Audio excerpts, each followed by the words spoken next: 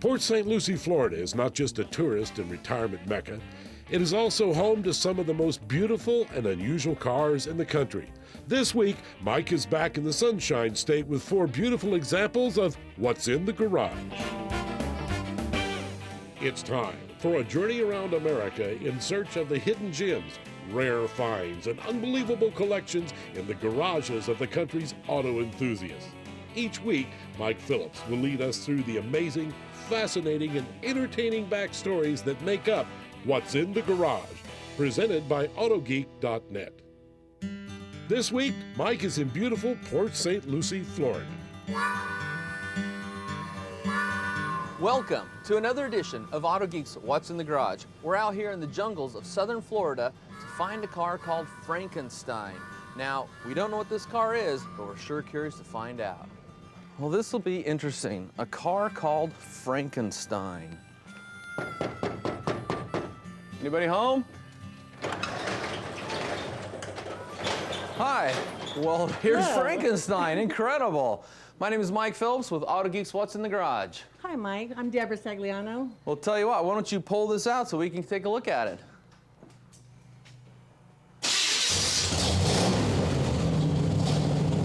Well, it sounds like a monster. It is. Are you the monster's builder? I am. Hey, can you tell us a little bit about your car here? Well, originally started off as a 68 MGB. It's got a built 350 in it, bored 30 over. So it's a 350 small block Chevy. It is. It didn't come with that engine though, did it? No, it did not. I noticed it isn't quite fitting in there the way the original engine did. No, it's up about 12 inches higher. Oh, it looks good. You can see the whole thing there. Well, yeah. Now, was the car, what kind of condition was the car when you first brought it home? It was a shell. Just a shell? Just a bucket of bolts and... Bucket of bolts. What did you think when you pulled the car home? Well, it was quite a surprise. Yeah? I wasn't sure what was going to transpire from that point. Well, when we got an email that said, hey, there's a car here called Frankenstein, come check it out, we had no idea what to expect. This is incredible. Go ahead and tell me about some of the specifics, though. Well, I had to cut out the hood, evidently, and the bug catcher is actually built out of the aluminum I cut out of the hood. So the aluminum hood became the bug catcher, and you hand fabricated all this? I did. Oh, incredible. Nothing goes to waste. Sure. Environmentalist. Environmentalist. He saves everything. Recycling a car. How How about this up here? It's a I built the gas- gauge cluster. Okay. So fabricated all this. Yes, sir. That's so you can keep an eye on all the vitals. Yes. Statistics for the engine is running. Okay. I've completely gutted the dashboard and the wiring. What do we got down here for a shifter? It's a B&M slap shifter. I noticed you got a lot of toggle switches. How do you know what all these go to? I mean, there must be Well, a they're dozen all- toggle switches. They're all labeled. One turns on the main power. I've got fuel pump on there. I got my electric fan, headlights, wipers, a little bit of everything. Looks like you got some racing bucket seats in here. Uh-huh. Padded roll bar. You don't want to hit your head on that. Yeah. Well, let's take a look at the rest of the car. You got some side pipes down here? Yep. Cherry bombs. Well, it sounded good when you start firing it up. Sounded like a monster. Ah. Frankenstein the monster. What's this back here? Those are wheelie bars to keep the front end on the ground. Well, do you use those every time you take it out? Pardon me? You'd use those every time you take it out? I do. To keep that front end down, huh? Yes, sir. And what about the wing? The spoiler I built out of aluminum. Is it functional? Haven't had it up quite that quick yet, but yeah, it would be. Well, it looks really good. Now, what, you got the stock rear end underneath there? No, it came out of a Camaro. Is that right? You got a Camaro rear end then. What kind of gears you running in there? 411s. 411s. Well, that's pretty low. Deb, did the whole thing go together in this garage? Oh, no. No? You see that garage, that carport, whatever, right there? Yeah. That's where we started 3 years ago. Okay. So start over there, and then after it got assembled, it got the final home. Well, there's another apartment connected here, so we moved from there to the bigger one here, which came with a garage. Yeah. Have you always been a car girl? Pretty much. Pretty much, yeah. Pretty much. Yeah. So it's kind of fun just to jump in there with Frank and then go out and drive it around? Oh, yeah. Well, he's built a lot of cars in his lifetime. Yeah. Is but- this just one of many? Well, this is the only one for me. This Yeah. is the first time he's made one for his wife. So. Yeah, I see it right here. Deb's toy. That's true. Now, do you ever drive it? I do. Yeah, do you like it? I love it. Oh, yeah? Oh, yeah. Fun to take it out and just put your foot into it? Not too much, though. Yeah. You ever get pulled over and get a ticket? Nope. Never? Never. Well, that means you're not driving it fast enough. Seriously. What about the fender flares back here? Do you fabricate all that up too? I did. That looks good. And what size tires you got on there? They're 15s.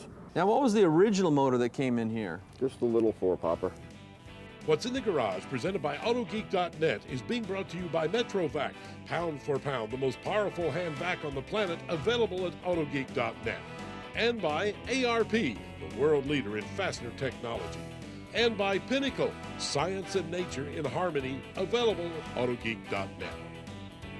Coming up, Mike gets the inside scoop on this beautiful Plymouth.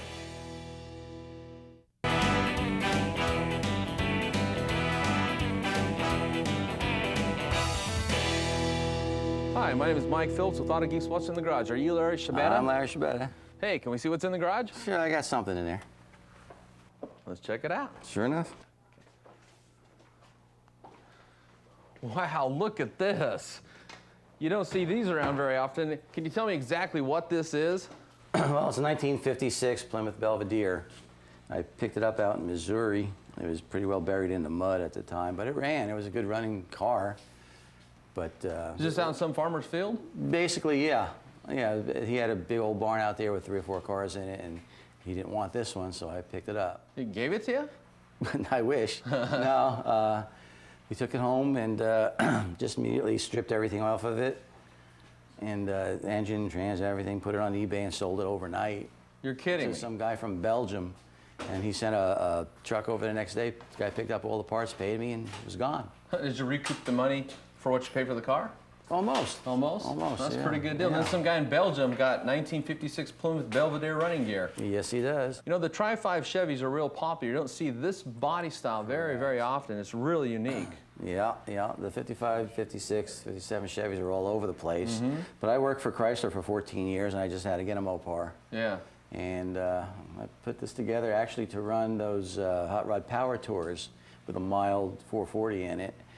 And 2 years in a row, the people I were going with backed out on me. So I said, you know, I gave up on that. You just couldn't get no one to go with you. Yeah, the wife won't go, you know. But so I had 2 friends going, and they just two times in a row. I paid the registration fee and everything, and well, one was a medical reason, but 2 years in a row, I backed out. So then I just played with the motor a little bit and put some 391 gears in the back, and took it down to Moroso at the time. And the car ran a consistent 12.5 at 107, and I was very happy with that. Wow, that's really fast for a fairly large body style like this. The car weighs over 3,700 pounds with me in it. So I was very happy with it, but then I built a lot of motors for different guys. I built a couple stroker motors for some guys, and those motors were so strong. And I fit, I'm the little guy now, so I had to put a stroker kit in here. It's no longer a 440. It's a 493 stroker from Mancini. A 493 cubic inch engine. Cubic inch engine, yeah. Well, that'll lay some rubber down. Yeah, it gets a little out on the street. It's totally out of control. You can't, unless you have the right tires on it. There's no sense even thinking about getting on it. Yeah. It just goes sideways at any time you want. What do you got for transmission behind that engine? The 727 torque flight transmission, 3-speed transmission, and now I put a 355 posi in the back. So 355 gears. Right now. How fast you run last time you ran it? I took it and I was able to make one pass with it, and it went 1188 on 113. Wow. So that's still really fast. It gets down quick. Yeah. That stroker motor is very strong. Yeah, but it's still a heavy car. It wasn't built for drag racing. I had air conditioning. I have power windows, power steering. Sure, yeah, you got I a did full all the interior goodies on it. for Yeah. the power tour, and next thing you know, I'm not. You're just racing quarter mile.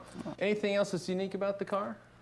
Well, we were when Palm Beach International Raceway opened. The opening day, they asked me to run the inaugural flag start. Oh, how special! For the opening day down there, and they set me up with another old car like this, and they had a flag starter there, and Don Garlitz was there to commemorate his first 200-mile-an-hour run up in Island Drags in New Jersey, where I was there that day. Yeah. And he saw the car and liked it, and after that one run we made, he came right over and he signed the dashboard of the car. Stick around, truck fans. We have this awesome F-150 next.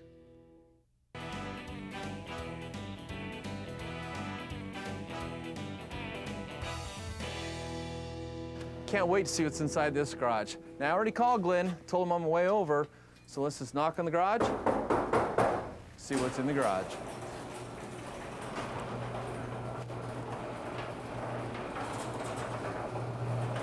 Wow, something big and yellow. Hey, Glenn, Mike Phillips with What's in the Garage. Hi, Mike. How do you do? Great. Hey, check this out. This is what they call a fat-fendered Ford, isn't it? Yes, it is.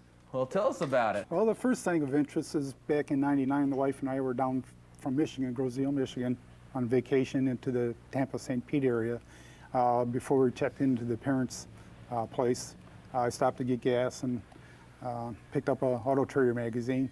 And that evening, as we're chit-chatting, I'm browsing through the magazine and came upon the truck. And told myself this would be something of interest to take a look at. Well, the next morning, we went to a flea market 20 miles away up in Palm Harbor. On the way back, flipping through the neighborhoods, hoping to look at houses, hoping to live in Florida someday, and turn the corner, and boom, there the truck is. Needless to say, 4 days later, it was on its way back up to Michigan. That's the problem with Auto Trader. Oh yeah, yeah, I was hooked. Yeah. So, but as to the truck itself, it's a 1954 fat fender Ford, as everybody would call it. The motor is a 350 Chevy, modified by her brother, Mike. The first thing I did is I put hydraulics to the front end, after, of course, remodifying the front So end. that's a tilt front end? Yes, Okay. convertible hydraulics. Sure. Okay, refabricated the short front fenders, handmade the back fenders, the stainless inside the bed, Frenched in the tail lights, shaved all the chrome, The door handles are gone. removed the door handles, yes, the mirrors. It's all smoothed out. Has a real nice look to it. Oh, thank you. Of course, it's got air conditioning, it's an automatic, a lot of interior modifications. You did all these yourself? Yes, yeah. Everything's less paint in the interior. What's the actual paint color for this? Well, the actual paint color is a 2001 Millennium Yellow, which is a Corvette. It's a Corvette color. Yes. Yeah, it's very bright. Looks Yeah. really good on this truck. Yeah. It really makes the body lines come out real nice. The big fat fenders, which is what these trucks are really famous for, is that big fat fender stance they have. Yeah. Of course, then you put the Chevy engine in it, and a lot of Ford guys probably wouldn't like that, but you know, the Well, that's dependability. But that's typical hot rod. Yeah, typical hot rod. Yeah. Is this your daily driver? No, it's not. It's a weekend toy. Weekend toy. Yeah. Do you belong to any of the truck clubs around here? Well, no, there actually are no truck clubs per se. I did belong to a Treasure Coast street rod club. Do you take it to car shows? Yes, in fact, tonight I'm going to one up in the mall. Okay, yeah. And we've got a few of them coming up in the next few weeks, so So it's a lot of fun. oh, it's a ball. Does wife go with you? From time to time, yeah. She likes the truck, but lets you do all the work. Oh, yeah, you got that right. What was the thing you did with the back fenders? You widened them? Well, actually, those are fiberglass that I made a casting off the original. Okay, so you made them yourselves, though. Yes. Okay. Okay. The original fenders were too narrow. In Yeah. other words, my tires protruded beyond the wheel, or Yeah. beyond the sheet metal, let's say. Sure. And it had that slot car look, and I didn't care for that, so I made a mold of the other fenders, added on the additional 2 inches, let's say, is what I added to it. And the front ones, those are a reproduction of the ones that were actually on there. And the method by which I reproduced those, I made a vat of concrete, took the original fender, stuck it into the concrete, waited for it to cure, of course, and then just laid my fiberglass in Pulled the underneath. fender out and then use that for your mold? Correct. Very interesting. Yeah. Sounds like a lot of work. Oh, yeah. Take a lot of time. Well, I've got about 6 years into this. Do you still have the concrete molds? No. What if I want to build a truck? I have to do it all by myself? Well, we can help you out. What other modifications have you done? Well, it's got air conditioning. It's a hot rod air. I fabricated the fittings. I had some difficult time getting the air to work in underneath the dashboard, so I had to make some fittings in order to get it to meet up to the louvers. The valance underneath the dash, that's handmade You hand fabricated all that. completely. Yes. Okay. Well, Glenn, thank you very much for sharing your truck with our audience. Well, thank you, Mike. And we're going to take a break, and then when we come back, I'll be off to another garage. What's in the Garage, presented by AutoGeek.net, is being brought to you by ARP, the world leader in fastener technology, and by Pinnacle, science and nature in harmony, available at AutoGeek.net, and by Minzerna, the world's finest polishing materials, available at AutoGeek.net.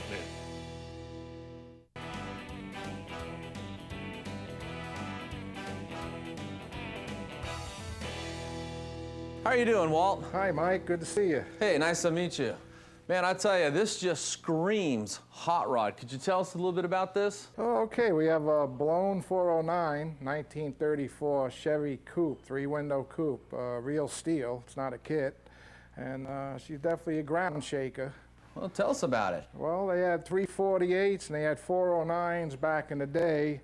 And 409s came out, they had all different kinds, but the 61 bubble top was the one to have with the 409 horse or 425 horse.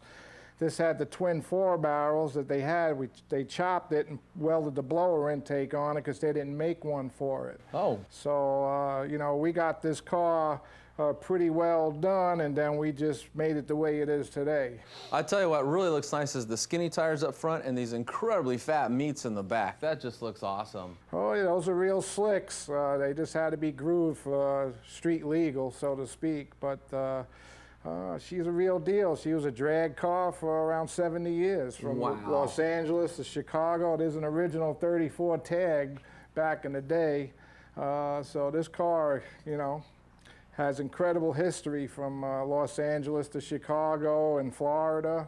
It's a turbo 400 in there with a 3,000 stall speed, 10-bolt rear in it. She's light, real light car, so she gets it. Wheelie bars ain't on no more and everything. I see you got a low car shifter in here. Oh yeah, low car all the way. I'd love to put a 12-cylinder Viper engine in it or something. I don't know. I like the old school idea, the nostalgic 409. That is just awesome. Well, a lot of this had to be chopped to get the motor and the drivetrain in because the cowl, I'd say, would be cut about a good 6-7 inches out through the years. We got the car and straightened it all out, put it to the way we wanted it, and make it streetable and change things here and as you go. Everything was definitely changed from when we got the car. But usually I do a car ground up, but I wouldn't change anything that I did. Now, is this the original frame? Yeah, there's an original frame on the car, except for the 4-link in the rear was all welded on, and you know, the transmission mounts and everything. But the frame itself, yeah, that's the original frame on the car and the original body. Now, was there a lot of rust you had to take care of? Or was it in pretty good shape when you got it? No, it was in pretty good shape, you know, through the years. I mean, the floors were all gone. Put aluminum floor in the car, didn't keep it with steel for weight factors. And the roll cage that's in it's welded right through the back of the frame and everything. If you had to take the body off now, you'd have to chop the roll bar to get it off the frame because everything gets welded true and true. And this is the way they did it back in the day.